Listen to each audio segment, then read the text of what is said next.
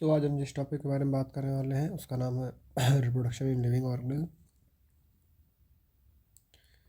तो रिप्रोडक्शन का अगर टॉपिक की बात करें तो इसमें बहुत सारी चीज़ें इंक्लूड हैं, पर पहले जिसके बारे में हम बात करेंगे वो है वाई रिप्रोडक्शन।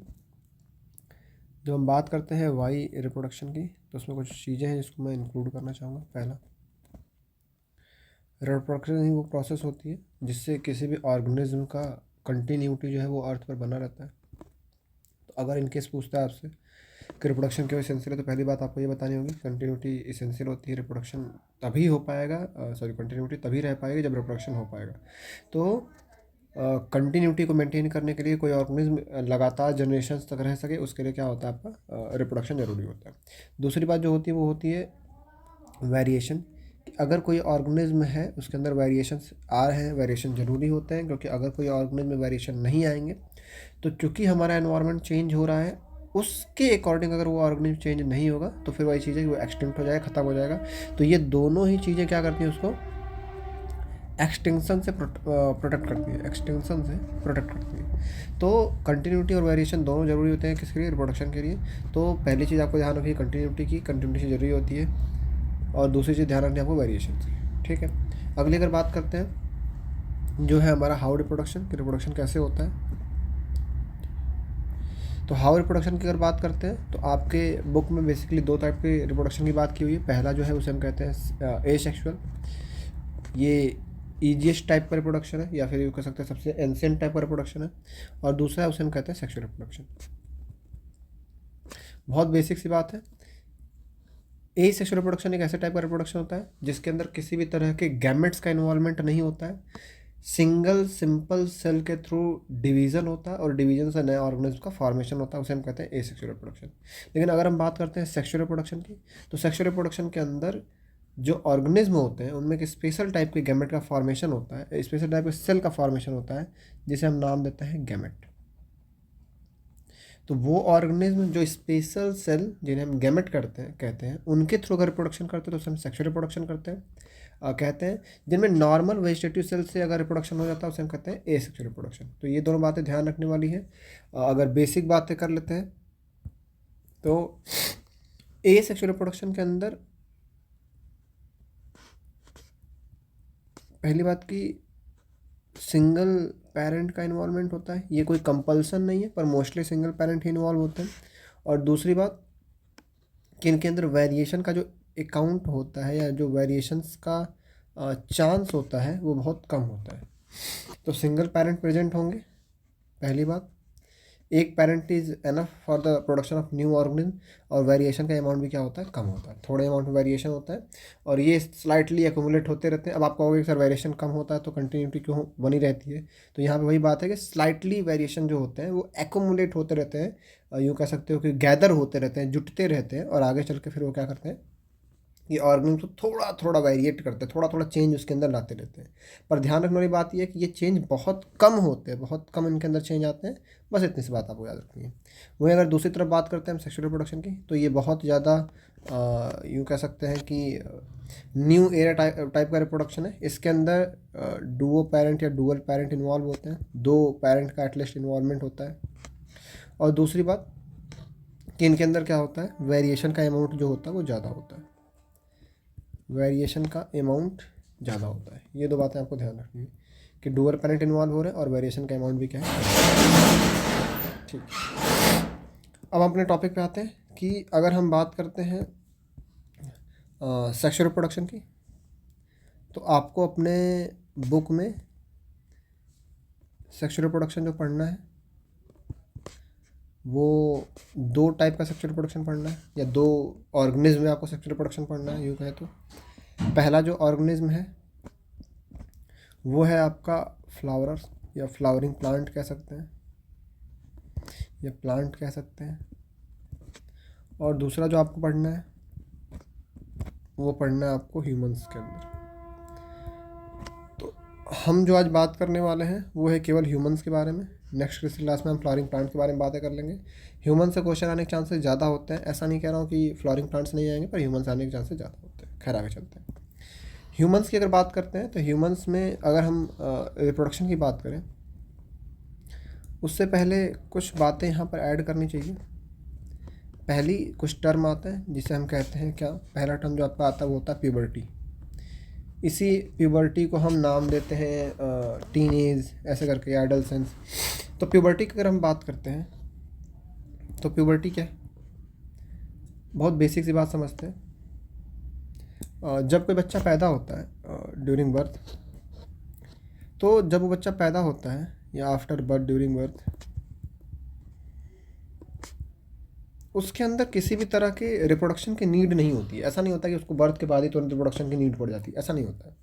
तो बर्थ की या रिप्रोडक्शन की नीड, बर्थ के बाद रिप्रोडक्शन की नीड एक सर्टेन एज के बाद आती है, आफ्टर अ सर्टेन एज।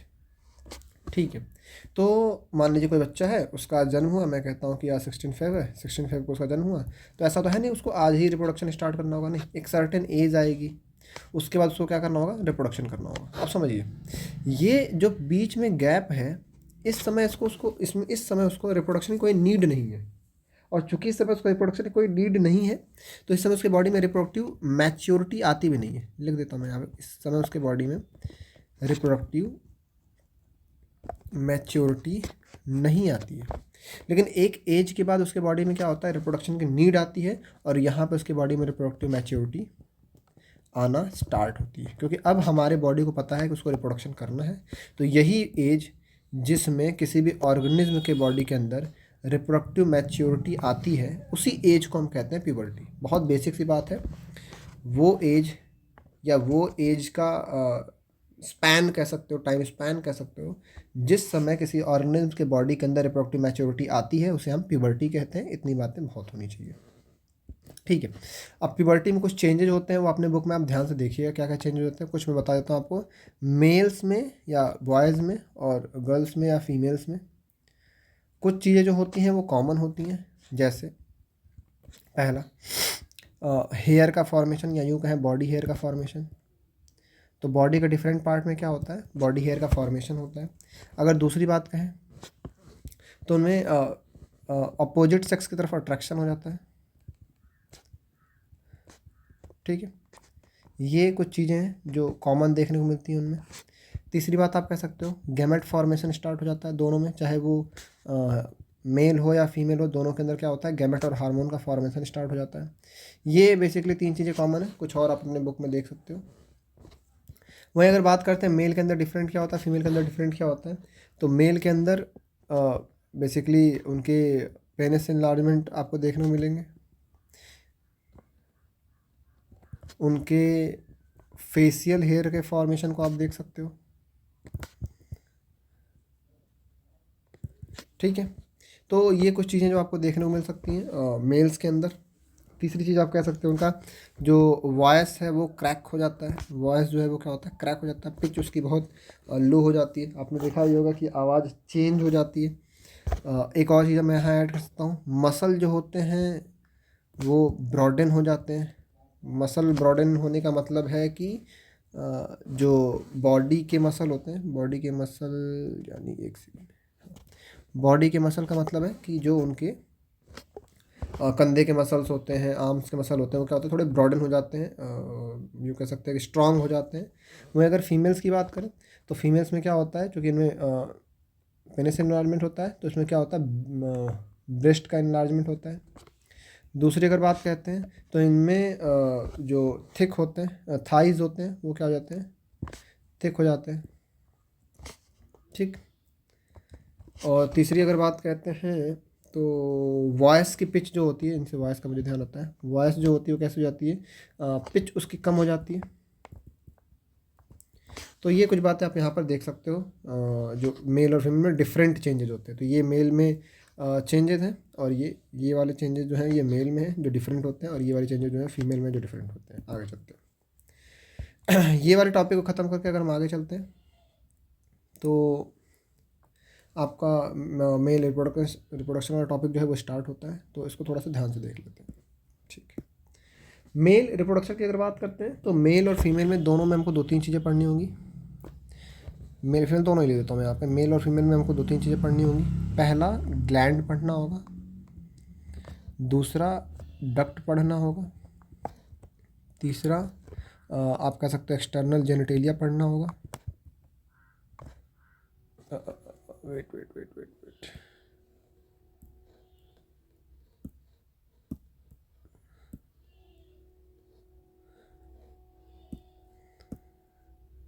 ठीक है, 1 2 और 3। पहला आपको क्या पढ़ना होगा, मैंने बताया ग्लैंड पढ़ना होगा, दूसरा डक्ट पढ़ना होगा, और तीसरा एक्सटर्नल जेनिटेलिया पढ़ना होगा। ये 3 चीज़ें हैं जो आपको पढ़नी होगी मेल और फीमेल के अंदर, ठीक है। अब ग्लैंड में मेल में अलग ग्लैंड पढ़ना होगा, फीमेल में अलग ग्लैंड पढ़ना होगा। अब ग्लैंड का 2 फंक्शन है, मैं यहाँ लिख भी देता हूँ। ग्लैंड के यहाँ पर 2 फंक्शन है। पहला जो है वो है गैमेट का प्रोडक्शन करना, और दूसरा जो है वो है आपका हार्मोन्स का प्रोडक्शन करना। ये दोनों बातें हम करेंगे इसके अंदर। डक्ट जो होते हैं वो मेल में और फीमेल दोनों में पढ़ेंगे। मेल में डक्ट ज़्यादा होते हैं, फीमेल में डक्ट की संख्या कम होती है। एक्सटर्नल जेनिटेलिया मेल में पेनिस के नाम से जाना जाएगा, फीमेल में वल्वा और कहीं कहीं यूट्रस के नाम से वल्वा और कहीं कहीं वेजाइना के नाम से भी जाना जाता है। चलिए आगे चलते हैं। एक चीज़ जो आपके बुक में मुझे इंपॉर्टेंट लग रही थी वो मैं यहाँ आपको इंक्लूड कर देता हूँ। एक चीज़ आपके बुक में बताई हुई है कि जब रिप्रोडक्शन होता है तो उस समय वेरिएशंस कैसे आते हैं, सेक्सुअल रिप्रोडक्शन वेरिएशन क्यों नहीं होती, वो थोड़ी सी बात यहाँ पर मैं ऐड करना चाहूँगा वेरिएशन वाली, क्योंकि इससे क्वेश्चन आ सकता है। जैसा कि मैंने बताया आपको कि ए सेक्सुअल रिप्रोडक्शन के अंदर जो वेरिएशंस होते हैं वो बहुत स्मॉल होते हैं और स्लो होते हैं। तो ए सेक्सुअल रिप्रोडक्शन के अंदर वेरिएशन स्मॉल भी हैं, स्लो भी हैं। जब स्मॉल और स्लो वेरिएशन होंगे तो इनका एक्यूमुलेशन भी स्लो होगा। अगर थोड़े थोड़े अमाउंट में वेरिएशन होंगे तो उन बहुत ज़्यादा, अगर आप सोचो 50-50 पैसे रोज़ कलेक्ट कर रहे हो तो बहुत टाइम बाद अगर आप 1 साल भी हो जाएगा तो आपके पास पैसे जो होंगे वो बहुत कम होंगे, 100-200 के आसपास पैसे मतलब आपके पास जुट पाएंगे। अगर आप एक दिन में ज़्यादा पैसे जुटा रहे हो तो फिर at the end of time आपका ढेर सारे अमाउंट में पैसा हो जाएगा। सेम यहाँ पर भी है। अगर वेरिएशन स्लो होगा और स्मॉल होगा तो अल्टीमेटली जो वेरिएशन एक्यूमुलेट होगा बहुत कम होगा। तो ऑर्गेनिज्म के अंदर आने वाला जो चेंज होगा, क्योंकि वेरिएशन जो है वो चेंज को ही तो रिप्रेजेंट करता है, तो ऑर्गेनिज्म के अंदर आने वाला जो चेंज होगा वो भी कम हो जाएगा। वहीं अगर हम बात करते हैं किसके अंदर, सेक्सुअल के अंदर, तो सेक्सुअल के अंदर जो वेरिएशंस होते हैं वो ऐसा नहीं कहूँगा बहुत ज़्यादा होते हैं, पर हाँ इसके कंपैरिजन में क्या होते हैं, थोड़े से ज़्यादा होते हैं, लार्ज अमाउंट में पाए जाते हैं, और थोड़े से कैसे होते हैं, फास्ट होते हैं। ध्यान देना मैं इसके कंपैरिजन में बात कर रहा हूँ, ठीक है। आप ऐसे मतलब ऐसे ओरिजिनल नहीं लेना कि नहीं बिल्कुल बहुत ज़्यादा वेरिएशन हो, नहीं। इसके कंपैरिजन में वेरिएशन कैसे होते हैं, लार्ज होते हैं, और कैसे होते हैं, यहाँ स्मॉल और स्लो वेरिएशंस हैं, यहाँ लार्ज और फास्ट वेरिएशंस होते हैं, जिसकी वजह से सेक्सुअल रिप्रोडक्शन के अंदर जो वेरिएशन का एक्यूमुलेशन होता है वो भी ज़्यादा देखने को मिलता है। जब एक्यूमुलेशन ज़्यादा होगा तो ऑर्गेनिज्म के अंदर आने वाले चेंज भी ज़्यादा होंगे। तो मैंने जब पहला सीट खोला तो उसने बताया था जितना ज़्यादा वेरिएशन होगा उतना ज़्यादा चेंज आएगा, और उस चेंज के अकॉर्डिंग ऑर्गेनिज्म में जो इस अर्थ पर अपने आप को कंटिन्यू करने की क्षमता है वो भी क्या हो जाएगी, इंक्रीज हो जाएगी। तो एक बात और यहाँ पे मुझे ऐसा लगता है ध्यान देनी चाहिए, वो ये वेरिएशन एक ऐसी चीज़ है जो अगर बहुत ज़्यादा अमाउंट में ऑर्गेनिज्म के अंदर आ जाएगी तो वेरिएशन कहाँ होता है आपको पता होना चाहिए, डीएनए के अंदर वेरिएशन होता है। अगर वेरिएशन का अमाउंट बहुत ज़्यादा हो जाएगा तो भी ऑर्गेनिज्म क्या हो जाएगा, मर जाएगा, क्योंकि डीएनए के अंदर वेरिएशन आया है, और डीएनए किसके अंदर प्रेजेंट होता है, सेल के अंदर। डीएनए में अगर चेंज आएगा तो उसके अकॉर्डिंग सेल के अंदर भी चेंज आना चाहिए। अगर सेल उतना चेंज नहीं हो रहा है और डीएनए चेंज हो जा रहा है तो सेल क्या हो जाएगा, उस डीएनए को अपने साथ कोप नहीं कर पाएगा, कंटिन्यू नहीं कर पाएगा, और अल्टीमेटली सेल मर जाएगा। सेल मरेगा तो सेल से ही ऑर्गेनिज्म बने होते हैं, ऑर्गेनिज्म मर जाएंगे। फिर से बोल रहा हूँ मैं, डीएनए में स्मॉल चेंजेस आएंगे और एक्यूमुलेट होते रहेंगे तो ऑर्गेनिज्म कंटिन्यू करेगा। अगर डीएनए में चेंज बहुत ज़्यादा आ जाएगा तो उसके अकॉर्डिंग सेल का जो फंक्शन है, सेल के जो अपैरेटस हैं वो काम नहीं कर पाएंगे, और डीएनए प्रॉपरली फंक्शन नहीं कर पाएगा। डीएनए प्रॉपर फंक्शन नहीं करेगा तो सेल मरेगा। सेल मरेगा तो उसकी वजह से जो रिजल्टेंट होगा वो ऑर्गेनिज्म की भी डेथ हो जाएगी। तो स्मॉल वेरिएशन सही होते हैं, अच्छे होते हैं ऑर्गेनिज्म को कंटिन्यू करने के लिए और उसके जनरेशन को भी कंटिन्यू करने के लिए, ठीक है। तो ये वेरिएशन वाली बात ध्यान रखिएगा कि वेरिएशन ऑर्गेनिज्म के अंदर देखने को मिलते हैं। ए सेक्सुअल के अंदर कम मिलते हैं, सेक्सुअल के अंदर ज़्यादा और फास्ट मिलते हैं। अब एक बात और, मैंने बताया 2 पेरेंट का इन्वॉल्वमेंट होता है सेक्सुअल रिप्रोडक्शन में। तो एक पेरेंट मेल हो गया, इसके अंदर से एक गैमेट आ रहा है, एक पेरेंट फीमेल हो गया, इसके अंदर से एक गैमेट आ रहा है, ये दोनों गैमेट आपस में क्या हो रहे हैं, मिक्स हो रहे हैं, और यहाँ पर एक नए सेल का फॉर्मेशन हो रहा है। दिक्कत की बात क्या है, मान लो इसके पास 10 डीएनए थे और इसके पास भी 10 डीएनए थे, दोनों में डीएनए बराबर ही होंगे, तो रिजल्टेंट जो डीएनए होगा इसके अंदर 20 हो जाएगा। तो आप सोचो ऐसे हर जनरेशन में क्या होगा, डीएनए का अमाउंट इंक्रीज होता जाएगा, और सेल का स्ट्रक्चर तो वैसा ही है, सेल तो चेंज हुआ नहीं, तो इससे ऑर्गेनिज्म कंटिन्यूटी नहीं बन पाती है। दैट्स वाई यहाँ पर हम क्या यूज कर सकते हैं कि हम, ध्यान से सुनिएगा, हम 10 डीएनए की बजाय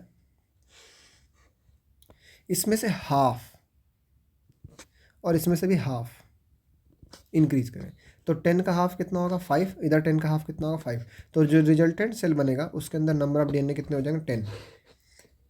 अगर आप देखें तो ये 10 जो है इस 10 के इक्वल हो जाता है, तो यहाँ पर एक स्पेशल टाइप की डिवीज़न देखने को मिलती है जिसे हम कहते हैं मियोसिस डिवीज़न। मियोसिस डिवीज़न क्या होती है, एक ऐसी डिवीज़न जिसमें जो सेल के अंदर प्रेजेंट डीएनए होते हैं उनका नंबर ये लिखा हुआ है, ये देखो हाफ हो जाता है। तो मियोसिस डिवीज़न देखने को मिलती है गैमेट्स के अंदर, जो नंबर ऑफ सेल्स होते, नंबर ऑफ डीएनए होते हैं, अमाउंट ऑफ डीएनए होते हैं वो हाफ हो जाते हैं, ताकि उनसे बना हुआ जो सेल है उसमें, ध्यान सुनिएगा, ताकि जो डिवीज़न से बना हुआ सेल है उसमें और जो पेरेंट सेल है उसमें कोई चेंज ना हो।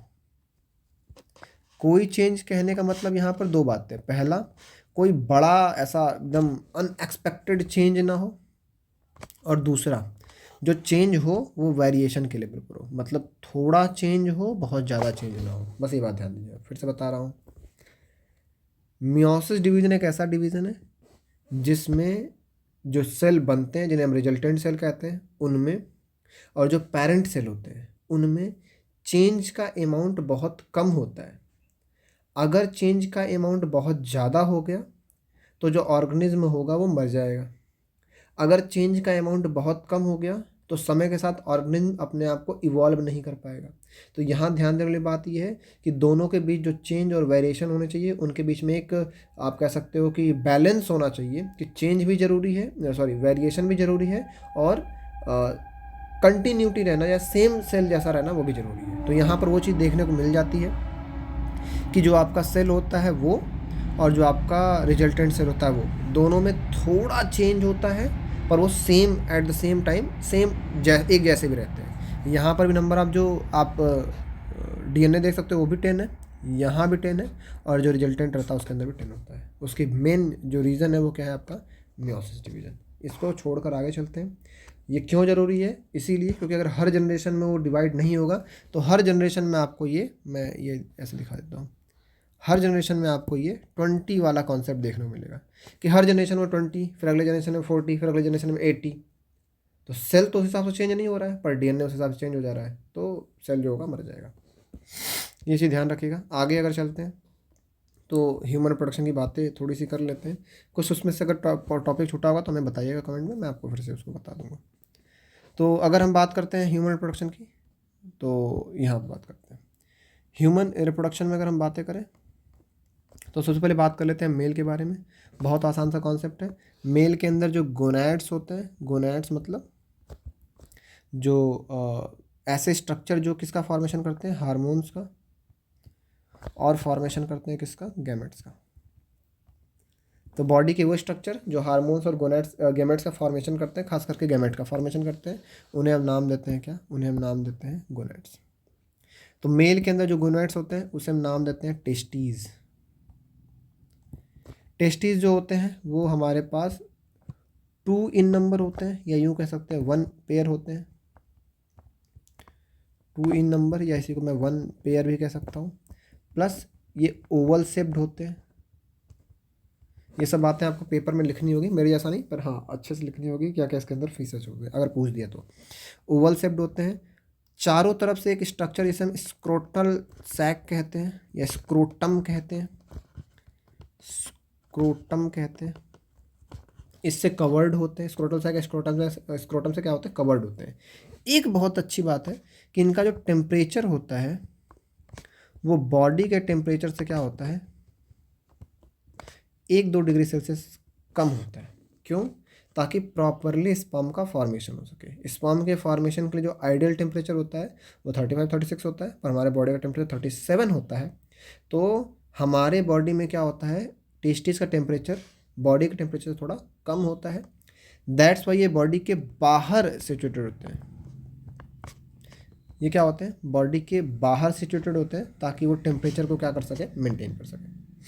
ठीक है, तो अगर इतनी बातों में कोई दिक्कत ना हो तो हम ये आगे चलते हैं। ये बातें ध्यान रखिएगा कि अगर आपसे पूछता है टेस्टिस के बारे में तो आप कह सकते हो कि testis is an organ which are present outside the body which reduce the temperature of that scrotal sac or that testis from the body approximately 1 or 2 degree Celsius. तो बॉडी से जो टेम्परेचर होता है वो कम होता है 1 से 2 डिग्री सेल्सियस तक, किसका, टेस्टिस का। ठीक है, इसके अंदर से जो हार्मोन का फॉर्मेशन होता है उसे हम नाम देते हैं टेस्टोस्टेरोन। इसे कहीं कहीं एंड्रोजन भी कहा जाता है, तो कोई दिक्कत की बात नहीं है। ढेर सारे अमाउंट में हार्मोन्स होते हैं, उनमें सबसे ज़्यादा अमाउंट में जो पाया था उसे हम टेस्टोस्टेरोन कहते हैं। तो एंड्रोजन या टेस्टोस्टेरोन पाए जाते हैं हार्मोन जो हमारे बॉडी के अंदर तमाम तरह के फंक्शन करते हैं। जैसे जो डक्ट्स थे जिनके बारे में हम बातें करेंगे आगे, उनको मैचुरेट करने का काम, बॉडी के अंदर आने वाले चेंजेस का काम, जैसे मैंने बताया हेयर का फॉर्मेशन, वॉइस ब्रेक होना, सेक्सुअल मैच्योरिटी, ये सब काम कौन करता है, आपका टेस्टोस्टेरोन करते हैं। हेयर वगैरह का फॉर्मेशन जो होता है, जैसे आपके प्यूबिक हेयर, फेशियल हेयर, ये भी कौन करता है, आपके हार्मोन्स करते हैं। तो बेसिकली ये 3-4 फंक्शंस हैं हार्मोन के, खास करके टेस्टोस्टेरोन के। आगे अगर बात करते हैं गैमेट्स की, तो इसके अंदर मेल गैमेट का फॉर्मेशन होता है, क्योंकि टेस्टिस मेल गोनैड्स हैं, तो मेल गैमेट का फॉर्मेशन होता है जिसे हम कॉमनली स्पर्मेटोजोआ या फिर स्पर्म कहते हैं। अंतर क्या है सर, स्पर्मेटोजोआ इमैच्योर होता है, स्पर्म मैच्योर होता है, दैट्स इट। तो हम स्पर्म ही वर्ड यूज करते हैं। आगे चलते हैं। अगर तो स्ट्रक्चर की अगर बात करते हैं तो टेस्टिस का जो स्ट्रक्चर होता है वो ओवल शेप्ड होता है। मैंने बताया आपको कि ऐसा कुछ स्ट्रक्चर होगा ओवल शेप्ड, और इसके अंदर ये ओवल तो बन नहीं रहा भाई, ठीक है, ओवल शेप्ड स्ट्रक्चर होता है और इसके अंदर आप पाते हो क्या कि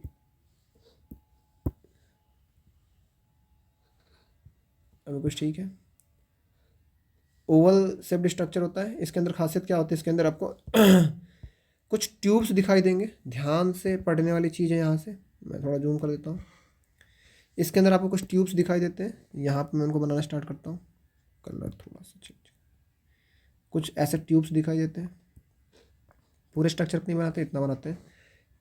इन ट्यूब्स को अगर हम बात करें तो ये ट्यूब्स ऐसे होते हैं। मान लीजिए आपका ये टेस्टिस है, तो ये अंदर उसके ऐसे फंसे होते हैं, ऐसे। मैं आपको ऐसे काट कर दिखा रहा हूँ। ये जो स्ट्रक्चर है ये आपको ऐसे एलएस काट कर दिखा रहा है। इसके अंदर क्या होते हैं, ढेर सारे से ट्यूब्स होते हैं, और इन ट्यूब्स के अंदर 2 टाइप के सेल होते हैं। ये देखो, एक टाइप का मैंने सेल इधर बना दिया, और एक टाइप का सेल मैं और बना देता हूँ ये। तो इनके अंदर 2 टाइप के सेल होते हैं, और एक टाइप का जो सेल होता है वो बाहर प्रेजेंट होता है। वेट,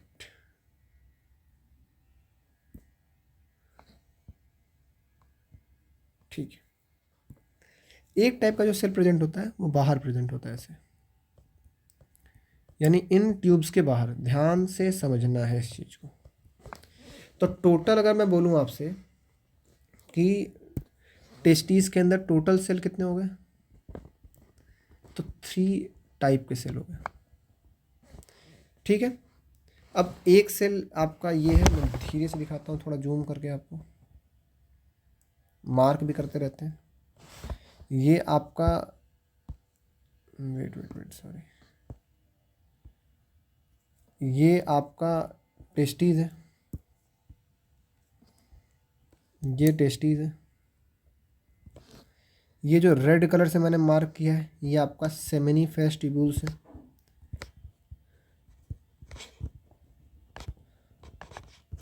ये ढेर सारे जो रेड कलर से मार्क किए गए हैं ये सारे सेमिनिफेरस ट्यूब्यूल्स हैं जिनके अंदर स्पर्म का फॉर्मेशन होगा।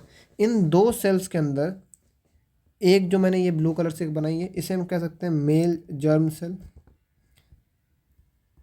मेल जर्म सेल, और एक जो दूसरी वाली मैंने बनाई यहाँ पर, इसे आप कह सकते हो सर्टोली सेल या सर्टोलीज सेल। ठीक है, थोड़ा जूम आउट करते हैं अगर आपको क्लियरली विजिबल हो तो यहाँ हमने जाना क्या, टेस्टिस के अंदर थ्री टाइप के सेल होते हैं। पहला जो सेल है वो उसे हम क्या कहते हैं, मेल जर्म सेल। दूसरे टाइप का सेल को कहते हैं सर्टोली सेल। ये दो टाइप के सेल हो गए। तीसरा जो टाइप का सेल है वो ये येलो वाला है, अगर आपको दिख रहा हो तो ये येलो वाला। इस सेल को हम कहते हैं, चूंकि ये सेल बाहर सिचुएटेड होता है, इस सेल का नाम होता है लेडिंग सेल। तो ये लेडिंग सेल के नाम से जाना जाता है। और ये कहाँ सिचुएटेड होता है, सेमिनिफेरस ट्यूब्यूल्स के बाहर। ध्यान से सुनिएगा, टेस्टीज के अंदर, ये पूरा टेस्टीज है, मैं कलर से चेंज करके मार्क करता हूँ, ये टेस्टीज है। टेस्टीज के अंदर तो थ्री टाइप के सेल है पूरे, अगर ब्लू कलर के स्ट्रक्चर के अंदर देखोगे आपको थ्री टाइप के सेल दिखाई देंगे। लेकिन सेमिनिफेरस ट्यूब्यूल्स के अंदर दो टाइप के सेल है, मेल जर्म सेल और सर्टोली सेल। सेमिनिफेरस ट्यूब्यूल्स के बाहर जो सेल है उसका नाम है लेडिंग सेल। तो टोटल जो सेल हो गए वो थ्री टाइप के हो गए। मेल जर्म सेल, मैं यहाँ लिख भी दे रहा हूँ, male germ cell, Sertoli cell, और तीसरा जो है, इसका कलर चेंज कर देते हैं क्योंकि ये बाहर है पर है टेस्टिस के अंदर ही, लेडिंग सेल।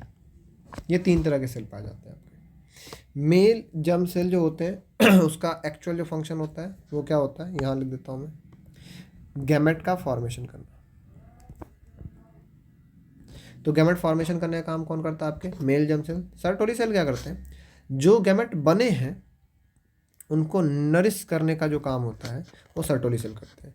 दैट्स वाई हम नर्स सेल भी कहते हैं। कभी एक क्वेश्चन आपके पूछ सकता है एक नंबर में कि नर्स सेल आप किसे कहते हो, तो वो सेल जो मेल जर्म सेल से बनने वाले गैमेट्स को नरिश करते हैं उसे हम क्या कहते हैं, सर्टोली सेल। कहाँ बन रहे हैं, तो आप कहोगे सेमिनिफेरस ट्यूब्यूल्स के अंदर। तो ये कलर कुछ अच्छा नहीं लग रहा है। कहाँ बन रहे हैं, सेमिनिफेरस ट्यूब्यूल्स के अंदर। तीसरा जो आपका है उसे हम कहते हैं लेडिंग सेल। लेडिंग सेल का काम क्या होता है, हार्मोन का प्रोडक्शन। तो मेरे हिसाब से इतनी कोई दिक्कत की बात है नहीं, तीनों के हमने स्ट्रक्चर पढ़ लिए, तीनों के फंक्शन पढ़ लिए। लेडिंग सेल हार्मोन प्रोडक्शन करेगा, male germ cell gamete formation करेगा by the process of meiosis division. Sertoli cell nourish करता है गैमेट्स को ताकि वो क्या हो सके, मैच्योर हो सके, डेवलप हो सके और आगे की अपनी जो प्रोसेस है उसको कंटिन्यू कर सके। तो नरिशमेंट करने का काम सर्टोली सेल करते हैं। ये तीन सेल प्रेजेंट हैं यहाँ पर। अब इसके इस टेस्टीज के अंदर ऐसे ढेर सारे नंबर ऑफ सेमिनिफेरस ट्यूब्यूल्स हैं, ढेर सारे। अब वो थोड़ा थोड़ा प्रोडक्शन कर रहे हैं, पर आपके बॉडी से तो वो सारा प्रोडक्शन एक साथ निकलना है। तो भले ये सारा सेमिनिफेरस ट्यूब्यूल्स थोड़ा थोड़ा प्रोडक्शन करते हैं, पर इन सबको कलेक्ट करने के लिए कुछ ट्यूब्स लगी होती है, हमको उसके बारे में बात करना है। तो एक ट्यूब होती है जिसे हम कहते हैं रेटे टेस्टीज। पर चूँकि एनसीईआरटी इनके बारे में बात नहीं करती है तो मैं भी इनके बारे में फ़िलहाल के लिए बात नहीं करूँगा। एक जो आपकी बुक में बात की गई है वो है वैसे एफरेंस की। तो मैं समझाता हूँ। सपोज करो ये एक ट्यूब है, ये कुछ एक नहीं, एक कुछ ट्यूब्स हैं। इन ट्यूब्स के अंदर ये जो रेड वाली ट्यूब है, ये ट्यूब है। इन ट्यूब्स के अंदर क्या हो रहा है, इन स्पर्म का या इन गैमेट्स का फॉर्मेशन हो रहा है। अब ये ढेर सारे जो ट्यूब्स हैं ये प्रोडक्शन करती रहती है कंटिन्यू। इन ढेर सारे ट्यूब्स को कनेक्ट करके आप कोई एक ट्यूब बना लो। इन ढेर सारे ट्यूब्स को कनेक्ट करके आप क्या करो, एक ट्यूब बना लो। इन ढेर सारे ट्यूब्स को कनेक्ट करके आप एक ट्यूब बना लो। तो अब देखो यहाँ पर हमारे पास तीन ट्यूब्स हो गए। पहली ये वाली ट्यूब,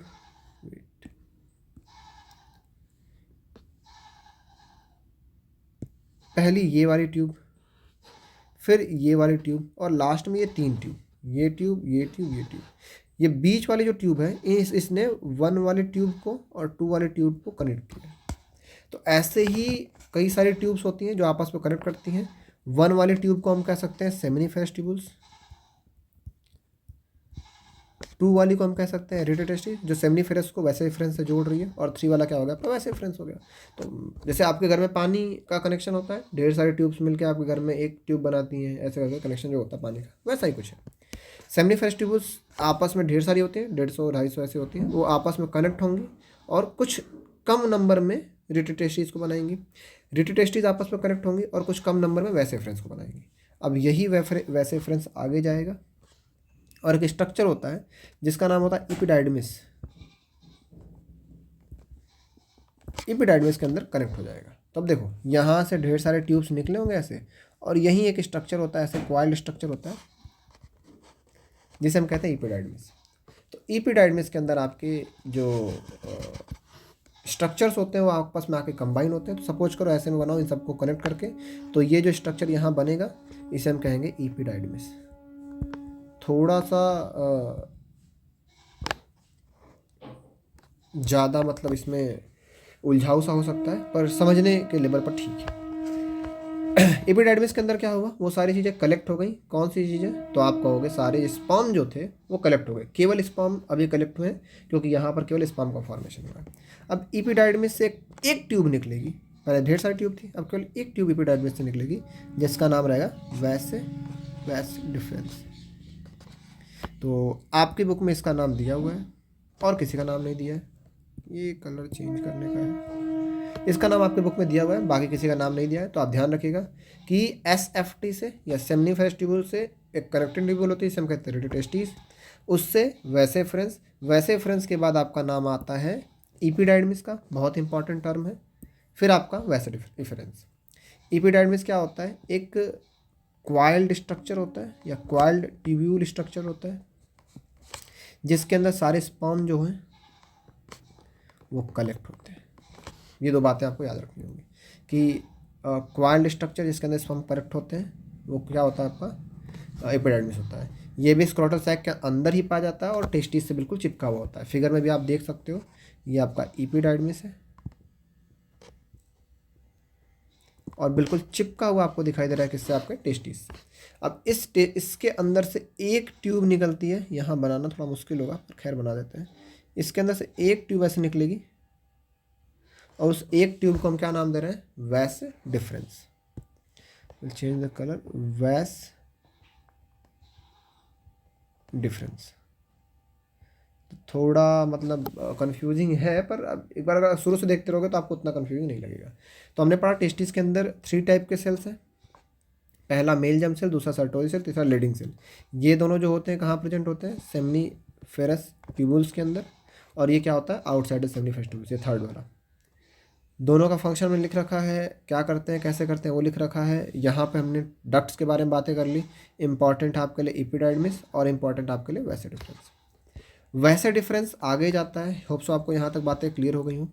वैसे डिफरेंस को अगर मैं बनाऊँ तो वैसे डिफरेंस जब ये आगे ऐसे जाता है मूव करते हुए, तो इसको 2 डक्ट्स ग्लैंड्स मिलते हैं जिनको आप सेमिनल वेसिकल कह सकते हो। तो 2 आपको डक्ट मिल रहे हैं सेमिनल वेसिकल्स के। ये सेमिनल वेसिकल्स क्या करते हैं, अपना सिक्रीशन इसके अंदर इंसर्ट कराते हैं। इनके सिक्रीशन को हम सेमिनल प्लाज्मा कहते हैं। बहुत आसान सी बात है। सेमिनल वेसिकल्स किस में अपना सिक्रीशन डालते हैं, तो आप कहोगे वैसे डिफरेंस में। ये सिक्रीशन इसके अंदर इंसर्ट किए जाते हैं और ये सिक्रीशन जब इसके अंदर इंसर्ट किए जाते हैं तो अभी ध्यान देना, इधर से मूव करके आया है केवल, यानी एपिडाइडमिस से, यहाँ पे एपिडाइडमिस कहीं मैं बना देता हूँ ऐसे, एपिडाइडमिस से वैसे डिफरेंस के अंदर केवल आया है स्पर्म, पर यहाँ पर आने के बाद उसमें मिक्स होता है सेमिनल प्लाज्मा। तो सेमिनल प्लाज्मा और स्पर्म मिक्स होने के बाद जो स्ट्रक्चर बनता है उसे हम कहते हैं सेमन। एक क्वेश्चन आपका 1 नंबर में या 2 नंबर में सीधा पूछ सकता है कि सेमन किसे कहते हैं। तो जब स्पर्म के अंदर सेमिनल प्लाज्मा भी मिक्स हो जाता है तो उसे हम क्या कहते हैं, सेमन कहते हैं। सेमिनल प्लाज्मा क्या होता है, एक न्यूट्रिटिव फ्लूइड होता है, न्यूट्रिटिव फ्लूइड होता है जिसके अंदर ढेर सारे अमाउंट में इलेक्ट्रोलाइट यानी आयंस, इलेक्ट्रोलाइट पाए जाते हैं, सिट्रिक एसिड पाया जाता है, ठीक है, लैक्टोज पाया जाता है। ये तीनों चीज़ें क्या करती हैं, आपके स्पर्म को बेसिकली एक मीडियम प्रोवाइड करती हैं। वो भी मैं यहाँ लिख ही देता हूँ, एक मीडियम प्रोवाइड करती हैं ताकि वो मूव कर सके, स्विम कर सके। मीडियम टू स्विम लिख देता हूँ मैं यहाँ पे। तो स्विम करने के लिए एक मीडियम प्रोवाइड करती हैं। और दूसरा काम क्या करती हैं ये, कि उसको न्यूट्रिशन भी प्रोवाइड करने का काम करती है, क्योंकि एक लंबी जर्नी होती है स्पर्म की एग तक, तो उसको स्विम करने के लिए जो मीडियम है वो भी प्रोवाइड करना और न्यूट्रिशन प्रोवाइड करना, दोनों काम कौन कर रहा है? आपका सेमिनल प्लाज्मा। जब ये स्ट्रक्चर यहाँ से आगे बढ़ता है, इसको मैं थोड़ा सा मूव करा देता हूँ।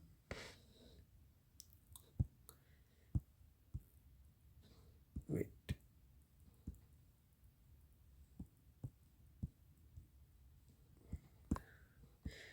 खैर, जब ये स्ट्रक्चर आगे चलता है तो ये आपका सेमेन यहाँ पर रहेगा।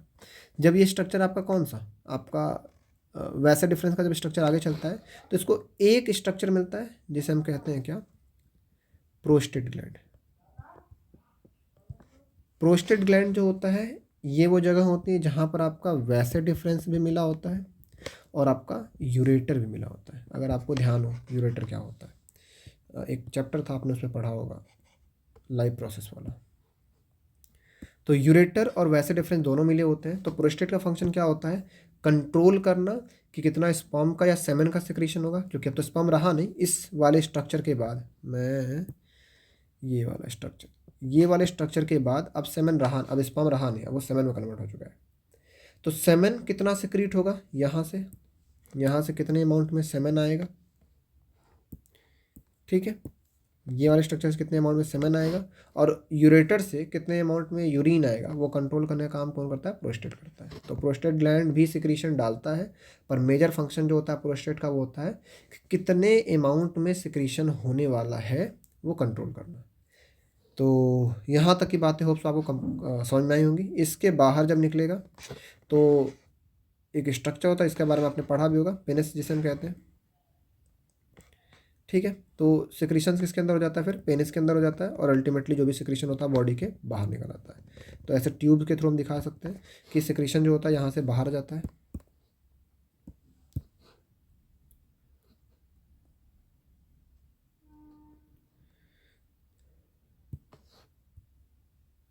ठीक है, तो सिक्रीशन यहाँ से बाहर जाता है, इसे हम पेनिस नाम देते हैं, बुक में आपको दिया भी होगा। ठीक है, तो ये यहाँ तक की बातें आपको कंप्लीट होती हैं। क्या क्या पढ़ा हमने, कैसे सिक्रीशंस बन रहे हैं और कैसे बॉडी के बाहर निकल रहे हैं। अब ये सिक्रीशन यहाँ से जो हो रहा है, ये सिक्रीशन जाएगा फीमेल बॉडी के अंदर थ्रू वेजाइना, और फिर जाएगा वो एग के पास और फर्टिलाइजेशन कंप्लीट करेगा। तो मेल रिप्रोडक्शन की जो बातें थी हमने इस टॉपिक में कंप्लीट कर ली। इसका जो PDF है वो आपको एक लिंक मैं दे दूँगा, उस लिंक में आपको मिल जाएगा, वहाँ से आप PDF डाउनलोड कर लेना और PDF लेकर फिर वीडियो देखना, या फिर वीडियो देखते हुए फिर बाद में PDF देख लेना, तो आपको चीज़ें थोड़ी सी समझ में आने के चांसेस रहेंगे। कोई अगर दिक्कत होगी तो जिसके पास मेरा पर्सनल नंबर है वो पर्सनल नंबर पे मैसेज कर देना, या फिर जिसके पास नहीं वो कमेंट कर देना। Thank you.